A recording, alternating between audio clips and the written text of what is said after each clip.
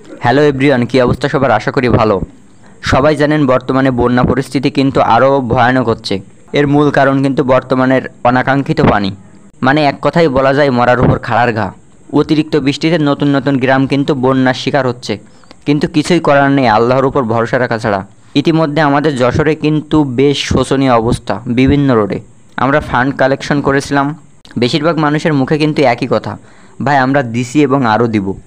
আমার মনে হয় যশোরে এমন কোনো মানুষ নেই যে সে সাহায্য করেনি। কারণ হলো যশোরের মানুষ কখনো কারো কষ্ট সহ্য করতে পারে না। যে যা পেরেছে সে তার মতো দেওয়ার চেষ্টা করেছে। আর যশোরে কিন্তু অনেক স্বেচ্ছাসেবী ভাইরা কাজ করছে, আমরাও করেছি। এফসিবিএফ ফ্রেন্ড সার্কেল ব্লাড ফাউন্ডেশনের পক্ষ থেকে আমাদের সংগঠনে 1,10,000 মতো ফান্ড জমা হয়েছে আনুমানিক। এর কম বেশি হতে পারে, এটা হলো আনুমানিক। আমরা আজ না হয় কাল ত্রাণের কেনাকাটা করে প্যাকেজিং করব ইনশাআল্লাহ। আর যশোর দড়াটানাও কালেক্টরে পোশাক সহ সকল প্রয়োজনীয় জিনিস সংগ্রহ চলছে। যারা দিতে চান দিয়ে যেতে পারেন, কারণ তাদের কাপড় সহ ঘরের যত কিছু ছিল সব কিছুই কিন্তু শেষ। আপনারা জানেন আগে মোট 20 লক্ষ লোক বন্যার শিকার হয়েছিল, এখন কিন্তু সেটা বেড়ে 21 লক্ষ হয়ে গেছে। একবার ভেবে দেখুন জাস্ট।